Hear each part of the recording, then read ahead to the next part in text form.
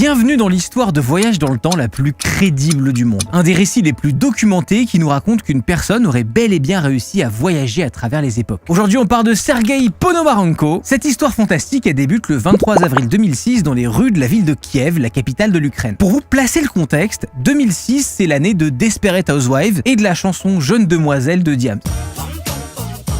Ce jour-là, un jeune homme d'une vingtaine d'années erre et regarde avec insistance les bâtiments de la ville comme s'il ne reconnaissait pas l'endroit où il se trouve. Il attire l'attention de plusieurs personnes qui passent par là, qui le trouvent agité et effrayé et qui s'arrêtent sur ses vêtements neufs particulièrement démodés. Genre le mec est en bon état mais ça fait 50 ans que plus personne s'habille comme ça. Est-ce que ce jeune homme c'est un touriste qui serait perdu? Est-ce qu'il est en détresse? Est-ce qu'on doit l'aider? Bref, l'homme toujours aussi stressé commence alors à vouloir se renseigner sur les lieux qui l'entourent et demande aux passants de lui indiquer une certaine rue. Il arrive à obtenir aucune réponse satisfaisante et son attitude déroutante attire l'attention de deux policiers qui s'approchent alors de lui. Il réitère sa demande auprès de ces policiers, il demande son chemin, sauf que problème, la rue qu'il cherche, la fameuse rue Pachanaya, ne semble plus exister depuis longtemps. Lorsque les policiers, dans l'optique d'aider ce jeune homme perdu, sortent une carte de la ville, ils s'aperçoivent qu'à la place de la fameuse rue se trouve en fait une espèce de décharge. Les deux policiers sentent bien qu'ils ont affaire à une personne un peu chelou, ils se rendent compte qu'il a des vêtements en look vintage, mais c'est pas sur ça qu'ils s'arrêtent. Leurs yeux sont surtout attirés par le vieil appareil photo qui pend autour de son cou et qui a l'air tout aussi neuf que ses vêtements alors qu'on est à peine un an de la sortie du premier iPhone. Les policiers demandent au jeune homme ses papiers d'identité, celui-ci s'exécute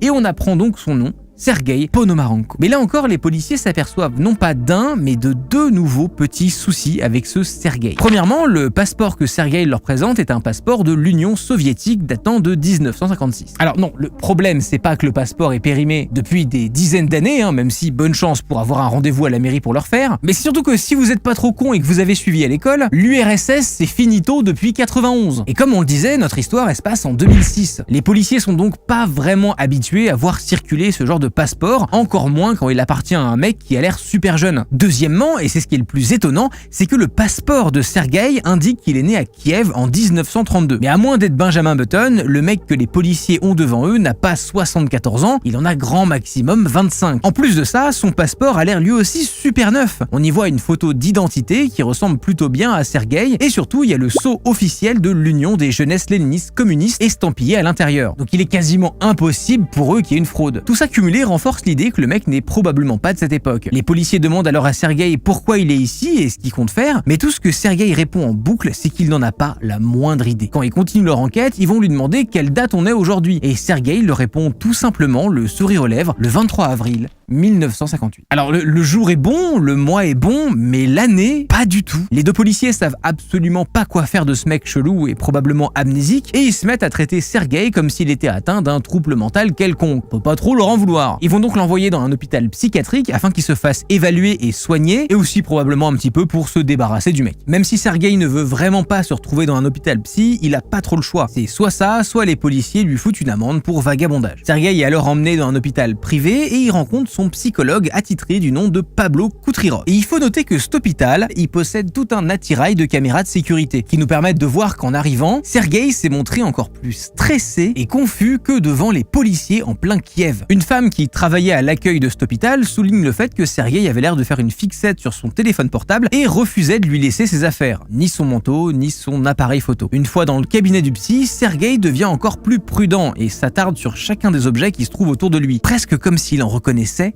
aucun. Il fixe l'horloge au mur un long moment, comme s'il était figé devant, et l'entretien avec le docteur Koutrikov va commencer et il sera entièrement enregistré. Le psy se montre patient, décide d'aller dans le sens de Sergueï pour ne pas le brusquer et lui demander s'il se souvient de comment il s'est retrouvé ici en 2006, alors qu'il pense ne pas avoir quitté l'année 1958. Devant la bienveillance du docteur, Sergueï se détend un peu et décide de dire sa vérité. On apprend qu'il s'appelle bien Sergueï Ponomarenko, qu'il est effectivement né le 16 juin 1932 à Kiev, et qui va donc tranquillement sur ses 26 ans. Et il confirme que selon lui, on est un mercredi lambda de 1958 et que c'est en voulant prendre une simple photo qu'il s'est téléporté en 2006. Le docteur Koutrikov dira qu'il est courant que des patients qui souffrent de traumatisme créent des histoires farfelues, comme un mécanisme de défense pour échapper à la réalité si vous voulez, et qu'ils finissent par y croire tellement qu'ils ne distinguent plus le vrai du faux. Mais le cas de Sergueï est différent. Ils poursuivent l'entretien et Sergueï raconte alors ce qui s'est passé pour qu'il débarque d'un coup dans le futur. Et il va répondre la chose suivante: il faisait jour, je voulais aller me promener en ville, j'ai pris avec moi mon appareil photo, mais en en quittant ma maison, j'ai aperçu un objet étrange dans le ciel qui avait la forme d'une cloche. Un objet qui semblait voler bizarrement. Le psy demande alors à Sergueï s'il veut parler d'un ovni, mais celui-ci ne semble même pas connaître le terme. Sergueï dit qu'il lui est difficile de se faire comprendre et d'expliquer ce qu'il a vu exactement. Peut-être qu'il vaut mieux regarder les photos qu'il a prises de l'objet en question. Le psy est d'accord dans l'idée, à condition que Sergueï reste à l'hôpital en observation, le temps qu'on fasse développer les photos, c'est de la pellicule à l'époque. L'attention du docteur est piquée et il décide de regarder de plus près l'appareil photo que Sergueï tient toujours en main. Et il se trouve que c'est un vieil appareil photo argentique de la marque Yashica Flex, comme neuf, que Sergueï a dû se procurer il y a maximum 2-3 ans. Le docteur Kutrikov s'intéresse un peu à la photographie et il repère directement qu'il s'agit d'une antiquité super rare pour l'époque, ce qui veut dire que ça va être une galère pour réussir à développer la pellicule à l'intérieur, parce qu'on fait plus d'appareils comme ça depuis les années 70. Et la technologie utilisée est loin d'être la même qu'au 21e siècle. Alors d'autres auraient ramé pour trouver quelqu'un pour les aider, mais par chance, le docteur Kutrikov connaît la personne idéale, un expert photo du nom de Vadim Poisner. Lui aussi, il est surpris de voir une pellicule aussi vieille et pourtant en si bon état, surtout qu'il arrive à remonter l'info et découvre que cette pellicule a été fabriquée en 1956. Vadim, on l'appelle pas expert pour rien, et réussit sans trop de problèmes à développer les photos prises par Sergueï. Les photos sortent et le docteur Kutrikov semble bel et bien reconnaître sa ville à quelques différences près. Les voitures, les vêtements des gens, les panneaux, les bâtiments. Ah oui, la pellicule contient en effet des photos de Kiev, mais dans les années 50. Pour le moment, la version de Sergueï semble être la pure vérité.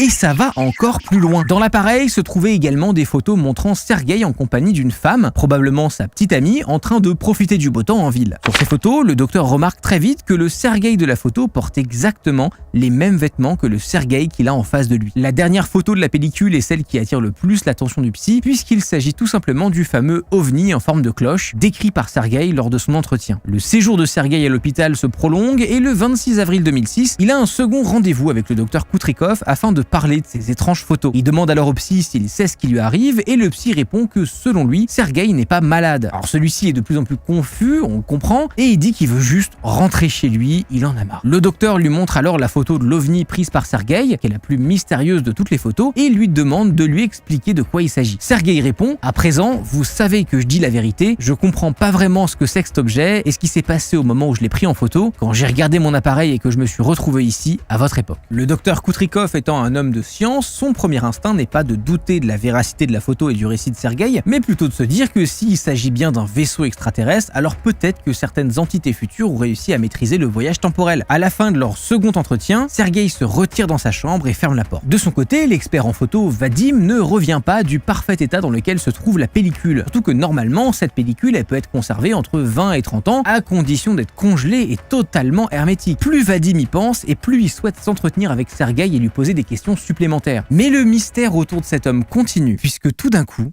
Sergueï est introuvable. Le mec s'est tout bonnement volatilisé. Si on voit bien sur les caméras de surveillance de l'hôpital qu'il est retourné dans sa chambre, on ne le voit sortir à aucun moment. La seule sortie possible pour quitter l'hôpital, elle est constamment surveillée par les caméras et sous tous les angles. En plus de ça, il y a des barreaux aux fenêtres de la chambre de Sergueï. Bref, c'est tout bonnement impossible de s'en échapper sans se faire attraper. Derrière lui, il laissera son appareil photo et les photos qui vont avec, un journal et ses notes prises avec le psy. Forcément, hors de question de laisser un mec comme Sergueï dans la nature, le docteur Kutrikov contacte alors la police et leur demande de tout faire pour localiser le jeune homme. En parallèle, les officiers mènent l'enquête sur cet étrange mec sorti de nulle part et fouillent les archives pour comprendre qui il est. Leurs recherches leur permettent de confirmer qu'il existait bel et bien un homme nommé Sergueï Ponomarenko qui vivait à l'époque de l'URSS et qui a été porté disparu en 1960 à Kiev. L'un des officiers se rend à l'adresse que Sergueï avait indiquée dans son dossier de l'hôpital pour y trouver rien du tout. La police apprend que l'immeuble dans lequel se trouvait l'appartement de Sergueï a été démoli et que tous les résidents ont été relocalisés pas très loin dans un autre immeuble un peu plus grand construit au début des années 60. Et cet immeuble, il est toujours debout en 2006. Du coup, en fouillant les archives de ce second immeuble, les officiers se rendent compte qu'il y avait bien un Sergueï Ponomarenko qui y a vécu pendant près de 20 ans. Les policiers continuent leur enquête et décident à présent de se concentrer sur la jeune femme de la photo dont on a parlé un peu plus tôt. Ils réussissent à la retrouver et il s'avère que c'était bien la petite amie de Sergueï et ils tombent sur une femme de 70 10 ans,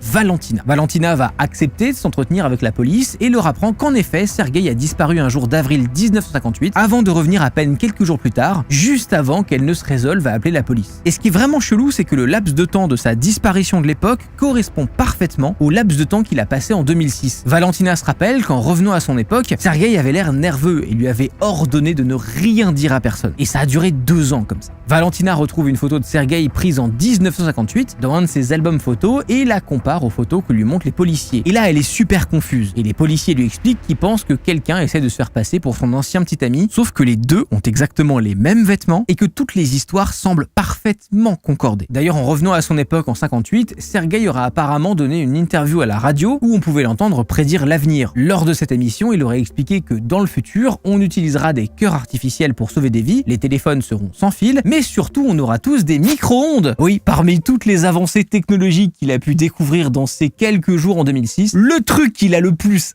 intrigué, c'est le putain de four à micro-ondes. Mais vraiment, ça a mourir de rire. Il ne pouvait pas s'arrêter d'en parler. Le mec, il était là, genre, non, mais c'est trop bien, ça va être plus facile de faire la cuisine. En seulement quelques minutes, le dîner sera prêt. Il y a un petit ding-ding pour te dire quand c'est fini. Bon, je paraphrase, bien sûr, hein. Mais c'est pas tout. Lorsque les policiers ont dit à Valentina qu'il s'agissait sûrement d'une personne malade voulant se faire passer pour quelqu'un qui a vécu dans le passé, elle leur apprend qu'en fait, c'est pas la seule fois que Sergueï a disparu. Il s'est en effet à nouveau volatilisé autour de 1978, sauf que cette fois-ci, elle ne l'a plus jamais revu après cette date et on en déduit qu'il est mort à cette année-là. Ses affaires ont alors été jetées et son appartement vendu. Quelques années après sa seconde disparition, Valentina reçoit une photo par la poste. Alors elle va ouvrir l'enveloppe doucement en ne comprenant pas trop qui lui envoie ça. Et là, au milieu de cette enveloppe sans timbre, se trouvait une photo de Sergueï envoyée par lui-même avec un petit mot derrière qui indique la date 2050. On y voit un Sergueï légèrement plus vieux, il semble avoir environ 40 ans et porte une moustache, avec la ville de Kiev dans le fond. Seulement, la ville est elle aussi assez différente. C'est pas le Kiev de 58, pas le Kiev de 2006, mais une Kiev avec tout un éventail de nouveaux gratte-ciel qui n'ont pas encore été construits. Et c'est certain que c'est Kiev, puisqu'on voit également dans le fond la statue de la mère patrie, une statue colossale érigée en 80. Et d'ailleurs, au moment où je vous parle, cette statue, elle a été en partie détruite il y a 3 jours. Les officiers de 2006 décident donc de se rendre à l'endroit exact de cette photo soi-disant prise en 2050, mais forcément, les lignes d'horizon ne concordent pas puisqu'en 2006,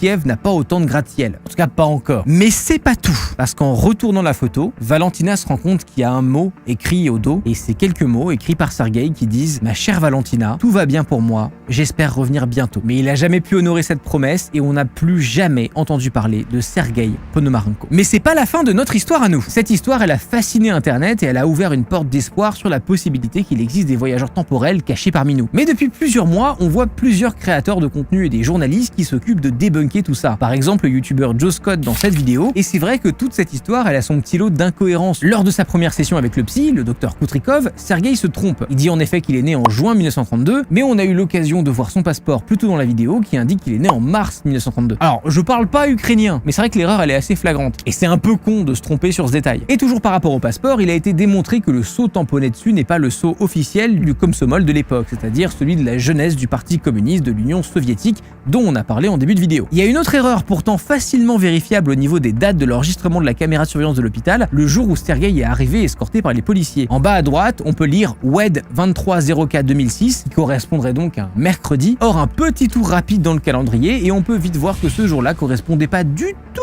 à un mercredi, mais à un dimanche. Raté. En plus, dans la vidéo qui raconte cette histoire, l'un des policiers interviewés dit qu'il se rappelle bien de ce jour-là et que c'était un mardi. Re-raté. C'est faux sur toute la ligne. Rebelote sur les images de la caméra du 26 avril, le jour de la disparition de Sergueï, qui indique cette fois-ci vendredi au lieu de mercredi. Si on en croit ce récit de voyage dans le temps paranormal, Sergueï aurait donc disparu suite à sa rencontre avec un ovni. Mais certains articles soulèvent le fait que pour imager ça, ils se sont pas trop cassé la tête et ont pris le skin de base de la navette spatiale appelé Die Glock et l'ont vite fait déformer sur la photo pour le côté réaliste, qui correspondrait à ce fameux ovni en forme de cloche. Un autre fait étrange, c'est que sur l'avis de recherche qui monte dans la vidéo, la photo de Sergueï est exactement la même que celle que nous a présentée Valentina plus tard. Vous vous souvenez de la soi-disant photo de 2050 ? Dessus, Sergueï a même la moustache, il est habillé de la même manière, son col est plié selon le même angle, juste il a été légèrement photoshopé quoi. Et comment les autorités auraient pu avoir accès à cette photo privée s'ils ont rencontré Valentina après la création de l'avis de recherche ? En parlant de cette photo et de Photoshop, je sais pas ce qui est le pire, hein. Tous les gratte-ciel dans le fond pour faire genre ouais on est dans le futur, les aliens. Alors qu'en fait c'est les mêmes qui ont été copiés-collés à plusieurs endroits. Ou alors mon truc préféré c'est le putain d'Empire State Building qui a été placé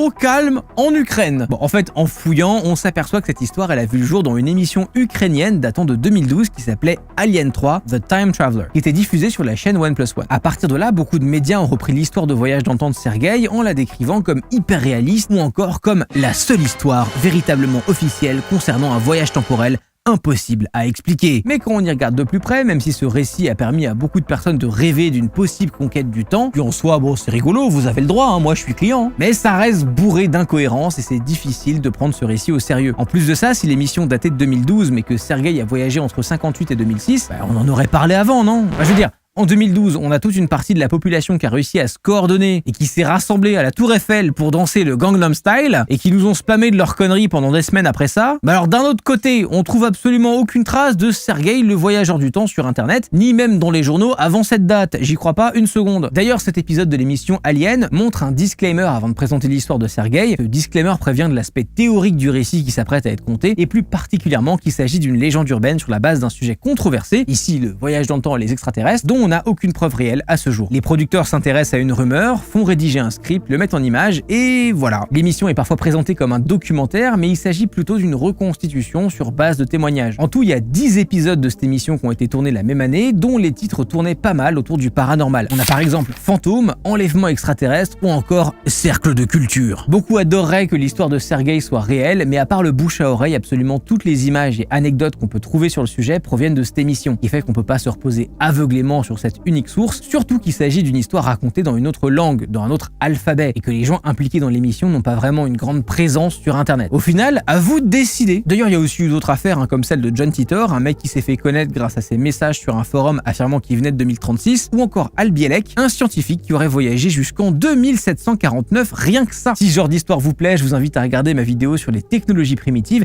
et surtout sur comment ces youtubeurs vous mentent.